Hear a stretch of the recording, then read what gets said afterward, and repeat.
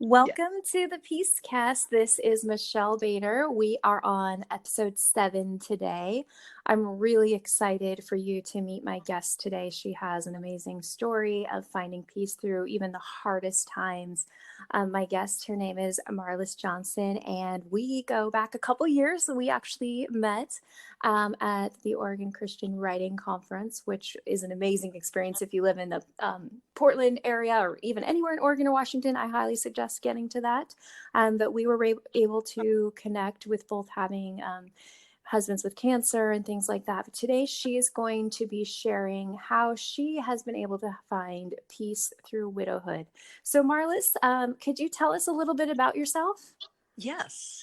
And it was such a pleasure running into you at the OCW conference in Yes.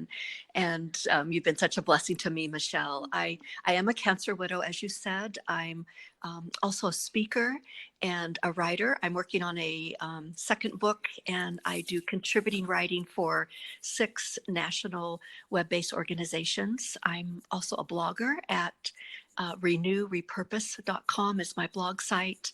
Or 2 married kids, and I have 6 grandchildren, and 3 of them were adopted from Uganda. So Oh, wow. they're just really love those kids, and I have some really great children-in-law. And I worked at the St. Charles Cancer Center for a number of years here in Bend, Oregon. And after Gary died, my kids talked me into taking an early retirement, and they said, "Mom, we think you should get back into speaking, and we think you should write a second book, and here's how you can afford to do that." So I love having kids who believed in my Great. dreams. Oh, that's awesome. So, could you tell us a little bit about a traumatic, hard period that you went through, and just a little bit about that? Yeah. Um, there was this 13-year period of time. In fact, Gary, my husband, and I called it the wilderness years. Mm. And it began with his job layoff. And the company that he worked for was purchased by another company, and they already had a data processing manager in place. So he was in his early 50s, and he went 2 years without finding work. And so during that time, we sold our home and cashed out our retirement investments. And then my mom moved in with us, lived with us for 4.5 years, Mm. slipping further into Alzheimer's. And then on top of all of that, you've got cancer, this diagnosis that came for Gary. Wow, that's a lot. 13-year wilderness Yeah, period. yeah. And can you share with us a little bit about kind of near the end of his life, what that was like, and transitioning into being a widow, and just kind of take us through that process if you can. Sure. The coolest thing is um, he was given about 2 years to live, which is a Mm-hmm. long time. That's better than 3 months, Mm-hmm. right? Right. But on based on it's prostate cancer. It was prostate cancer, and based on the fact that he was young, in good shape, and prostate cancer is slow growing, the statistics show that a man who fits that description could have about 2 years of life left. And I love it that he lived 10 good years, 10 really good quality years. And during that time, we founded a nonprofit, Cancer Adventures. Mm. I wrote for grant funding. We traveled across the country, all regions of this country, and presented to our audiences, large and small, what we were doing to live well with terminal disease. And it was I'd have to say the last 10 years of our marriage, those cancer years were probably the best 10 years. We'd always had a strong marriage, but the cancer wake-up call, we just made took time to make more fun, and Mm-hmm. took up hiking and traveling and road trips, and of course the nonprofit. And it was just a really good sweet time. And it wasn't until the last maybe even a couple of months that he started slowing down. Um, and I just call it the long, slow, sweet goodbye. Oh. There was that bittersweetness there, the bitterness of losing this person who is your best friend, your husband, the father of your children. But it was just a sweet time with God's peace surrounding us, and knowing, that I would see him again, knowing that he was leaving his cancer-ridden, Mhm. pain-filled body for a new body in heaven with no cancer, no pain. And that's just gave me joy during that time. Right. So tell me a little bit about what it was like right after he passed away. What are you feeling, and how were you able to come to a place of peace? You know, even from a place of realizing, because I know I've dealt with this part, realizing, okay, he is, unless there's a miracle, he's going to die. Like, how did you find peace Yeah. with that? And then after he, did go to heaven, what helped you during that time to find peace? So again, I think for me, and I don't know if this way with you, the gift was that we knew, unless Jesus healed him, which I prayed for every day, but I also know that the ultimate healing would be him, to go home to heaven. But just living with that reality just helps you realize. Um, to make every day count and to lean in closer to God. And so I learned, you're asking about For what it was you? like when I was a widow, but I learned some of those lessons during those cancer years, like, just a deeper dependency upon God. And even I remember my daughter saying to me, Mom, people want to be part of your story Hmm. and they want to help in meaningful ways, and you need to let them. She said in her lecture voice, because I wasn't very good at letting people help out. So again, learning during the cancer years to accept the support, the help, the love of other people, to count all that still remained instead of counting what was lost or what Mm. would never be the same again. So all of those things that I learned during the cancer years, they came into play during my widow years. They just helped with that. The whole, even the self-care part of it, which sounds very selfish, Mm. but it's not. Self-care is just refueling yourself Right.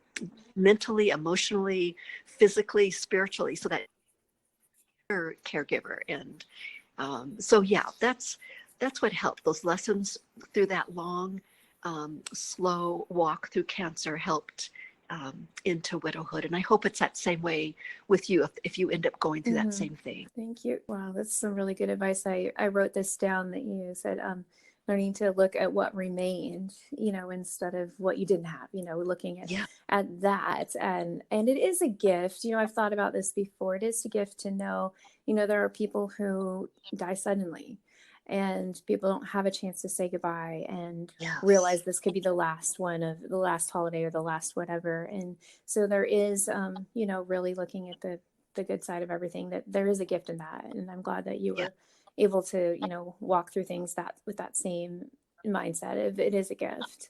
So Yes. what would you say to someone, which is kind of like me, someone going through a similar situation, either someone who's looking at they may become a widow soon or they just become a widow? What kind of advice would you give them? So I think one of the things I would say is just as a reminder is that we have choices. Mm. So we can choose when we go through something hard or lose something precious, whether that's your health or a child to drugs or a husband to cancer. We can choose to get God's perspective on that and choose for Him, allow Him to bring beauty from our ashes, Mm. or we can choose to live in bitterness the rest of our life. um, we can choose to withdraw. As a widow, it's kind of, you get comfortable staying home because people don't know what to say and you don't want them to Mm-hmm. feel uncomfortable around you. Or you can choose to stay connected, and staying connected is the healthiest and wisest thing. We can stay glued to our couches and watch Mm-hmm. other people live remarkable lives, or we can get up and go live a remarkable life ourselves and look for ways to give back. So I think I would just remind myself even Mm-hmm. that every day we have choices for life or not life, whatever that is. And just being proactive. I think again, paying attention to self-care, managing the stress, eating well, um, physical activity, connecting with other people, plugging into a community, whether that's a women's Bible study or a hiking group or a knitting group or a book club, Right. or a grief group, just getting plugged into community. And then, and again, I can't emphasize enough that whole giving back portion of it. There's a verse in Isaiah that talks about if you will reach out to those who are in need. And he's talking about the homeless and visiting Mhm. people who are in prison, and care for the people within our own family if we've got the means to do that. And then it says, then your gloom will lift like the noonday sun. And it talks about just kind of an antidote for depression. And of course, when you lose something precious, whether it's a husband, a child, your own health, or your job, your finances, depression is a normal symptom that follows. And yet giving back and looking for ways to touch the lives of other people helps live that, Mhm. lift that depression. Right. I've noticed that even, going through this cancer journey the last couple years, that when I get out and really focus on someone else and what they're going through and help them, it helps me, to Yeah. not think about it for a while. Even with my kids, I took them to this event at our church last year where we helped people that don't have a lot of money get gifts for their kids and wrap them and do all that. And it was good for them. Awesome. To Awesome. step outside of what's going on in our life. They even met a kid that was homeless, and to Wow. see, wow, we do have it good. There's so many that have, less than us. And so Yes. I definitely see that. That's really good advice. All of those, like staying connected, plugging into community. When you went through all of this, were you involved? Like, was your community your church, your family, or a combination, or did you have other things like writing community? What was it for you that helped you? Yeah, no, great question. It was really a lot of everything you just said. So Okay. yes, my church, they were wonderful. But ironically, I worked at the St. Charles Cancer Center, and so Mm-hmm. coworkers, but also the people that we served in the cancer community. I'd built some Okay. strong relationships through the years, and those people know how to do comfort. Mm-hmm. They've been there, and as part of a knitting group, and of course my writers, or the writing group, and Gary and I were part of a hiking snowshoeing group. So these were Oh, all of the people who honestly reached out with so much love. We had someone from the cancer community became my porch fairy, and so uh-huh. in those last maybe 6 weeks of Gary's life, as he was in a hospital bed in the living room, she left a chai tea, a Starbucks chai tea Oh, on my front porch every morning at 7:30. And then oh, my daughter came to visit from New Jersey to be with us the last 3 months of her, or 3 weeks of her dad's life. And the porch fairy texted and she says, "What does your daughter drink?" So for oh, those last 3 months, she left Americano coffee and a chai tea on our front porch every morning at 7:30 a.m. And it wow. was so much more than just this hot beverage on a cold, autumn day. It was this message that said, it breaks my heart to know that you're going through this, that your husband is dying of cancer. And if this chai tea can tell you that I'm thinking of you and I love you and I'm praying for you, well then. And that's exactly what the chai tea said to me every Mm, morning at 7:30. So that's yeah. amazing. I think that's really good for people to hear who are close to someone going through something, or Yeah. even they don't have to be that close, that somebody remembers, because sometimes when you're going through a battle for so long, I don't think it's people forget. We just all get busy with our own lives. Yes. And so, it feels like people forget. And so when God uses people to do special things for you, it helps you remember that no, people Yeah. care. God cares. He didn't forget me. And so Yeah. I think that's huge. I love that porch fairy. I want to do that for somebody. I think that's amazing. Oh, that's And that's, I was reading a book today, and it was talking about, spiritual gifts and different things, and about how God uses people to be the body and to be, go out yeah. and do all of these things. And we need all of those people who do the little things, the big things, and to remember that that's God. That's God's way Yeah, of showing you love through people. exactly. He prompts people to do things. And so Yeah. I think that's absolutely amazing. So what are some, if you can remember back, either some songs, verses, books, or anything that helped you find peace during your transition to becoming a widow? Yeah. So, my daughter on Mother's Day, the year that Gary died, which we didn't know that at the time, but in Mm. May, she sent Ann Voskamp's book, 1,000 Oh, I Gifts. love that book. I love that book, and I had never heard of Ann Voskamp before that, Mm. and so that's what got me started counting. I got a gratitude journal and just Mm-hmm. started filling it up, and that's what really helped with the peace and also the realization, you touched on this earlier, realization of how good we still had it, because even though things were slipping away, health was slipping away, finances had slipped away, there was still so much left. There was still so much good going on in our lives. And so that book is the one that really started me counting to 1,000 things I was grateful for. And I filled that journal, and then I started a second one. Oh, that's And great. it's taken a few years, to do that, but that it brings so much peace because it helps put things into perspective. And then the second book by Ann Voskamp that was really helpful to me, helped me understand. And I read this as a widow, and it's called The Broken Way. And that was just such a really great thing to read after the brokenness, after losing my husband, on top of losing my mom, on top of losing our retirement investments in our home. It was understanding, God's way, the broken way. There's so much good that can come from that. Yeah. Wow. So those were books. There's interesting. There was a song. It's interesting that you asked about the song, because I remember back.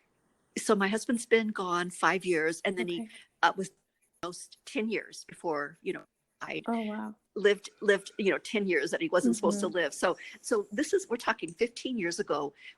He was having that surgery. So what they said to him is, we're going to go in, remove your prostate, but before we do that, we'll test the nearby lymph nodes. If it's already spread outside the prostate, we won't remove the prostate. It's already system. And I remember waiting in the hospital waiting room, and I had a book, but I just couldn't, and I knew the surgery would take like 3 hours, but I just couldn't keep my mind on this book. And so I was looking up and around, and the song popped into my head, and I didn't know it very well. It was new at the time. And all I knew were the lyrics. The voice of truth tells me a different story. The voice of truth says, do not be afraid. The voice of truth says, this is for my glory. Out of all the voices calling out to me, I will choose to listen and believe the voice of truth. And that's all I knew. I just knew those lyrics. And I kept trying to put a song in my head that I knew the full song. And then I would catch myself coming back. This song kept pushing its way into my head. And I knew it was God's way. After this happened several times, I knew it was God's way of saying all that would happen after this surgery, because we didn't know at that point that it had already spread, through his lymph system, and that it was terminal at that point. There would be no cure.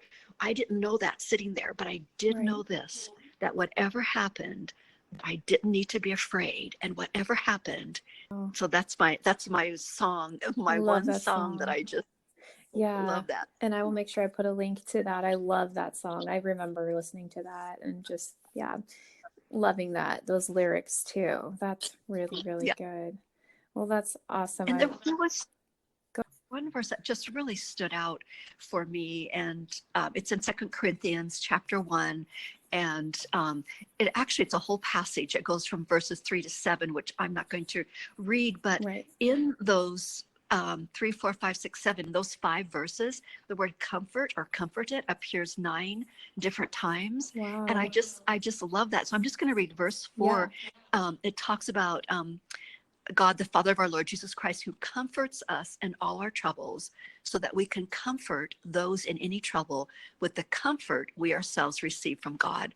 And that verse meant, that whole passage, actually, all 5 verses, just meant so much to me. But I love how God, or actually Paul, that's writing through God's inspiration, wrote this word comfort 9 different times in that passage. And so it's a pretty important concept to God, that we are comforted by him, by our brothers and sisters, but then we're called to take that comfort and minister to the others around us who are going through hard times. Wow, that's beautiful. I love that. I didn't realize that it was verses with comfort 9 times right in the same section. That's amazing. And kind of going back to your song experience, I believe that's how God speaks to us a lot, is through songs. And that's one reason I tell my kids, it's important to listen to Christian songs, because that's how God can, and memorize verses and things like that, because God will use those things, to, Yes. speak over. I think there's even a verse, I'll try to find it, about God singing over you. And I've Yes. had songs in my dreams and like repeating songs. And then I go and Wow. find kind of the same kind of experience. And, I believe it's God speaking to me. One Yes. that I remember, and now I can't remember what the song's called. I'll have to look it up. But it's like, there's no wall you won't kick down, or wall you won't push down, running after me. Yes. Overwhelming love of God, something. I'll find it. But that one, the same thing, is like, there's like God Yes. chases after us, and like pursues us, basically. Not chases if we don't want to be, but Yes. pursues us. And that's what that song said to me. Right. These are all Right. amazing things. You have such a great story. And I've known since the moment I met you a couple years ago that you exude peace and joy. And I mean, anybody who knows you Oh. would know that just meeting you.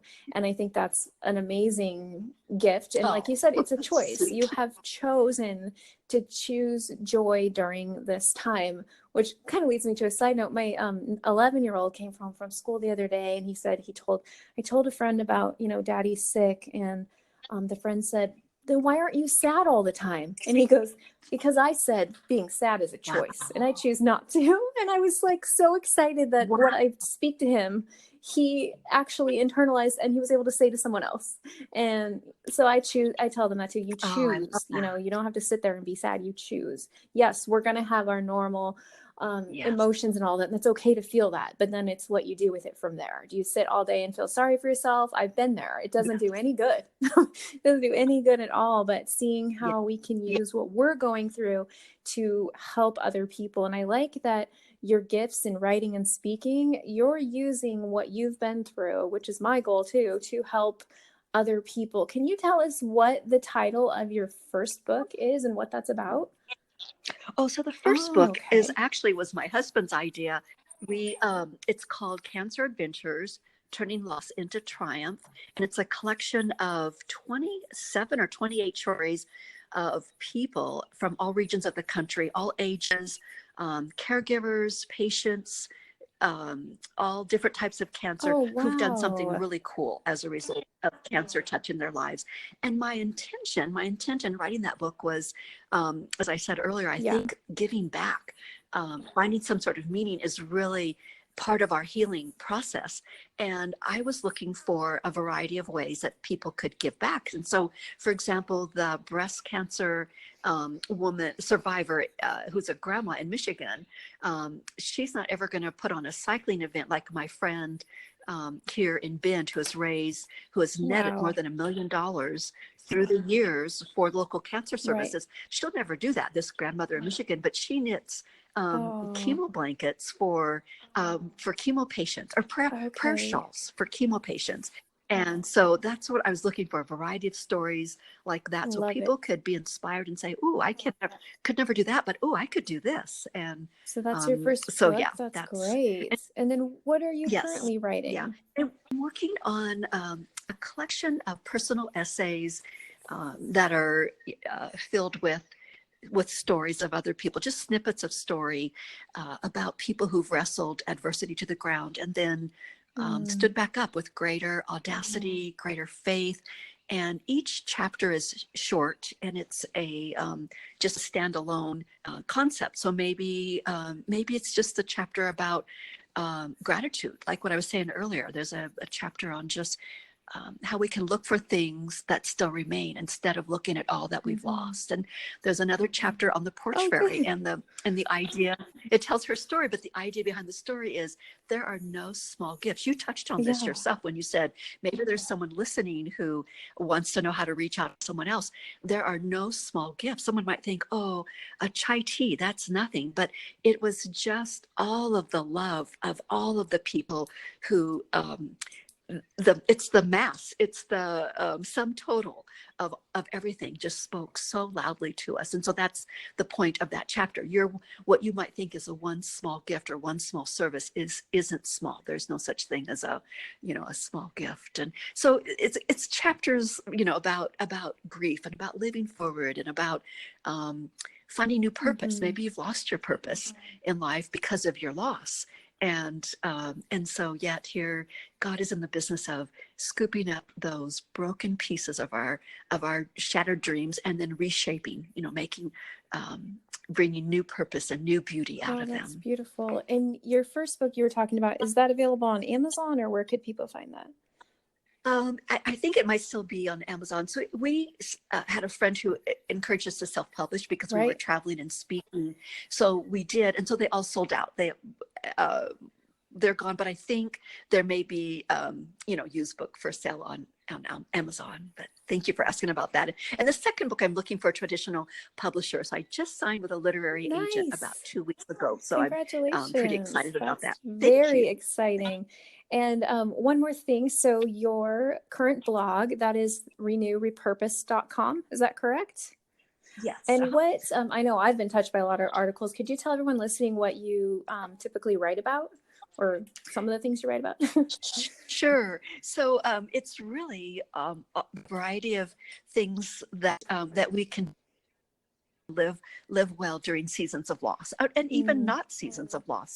So I might write about, gratitude, or good nutrition, or our perspective, or you know redreaming. If we've lost a goal or a dream, how can we get back?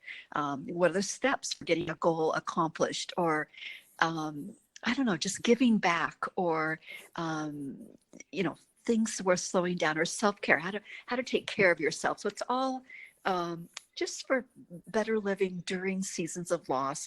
But I think it also speaks to us even when we're not going through a season of loss.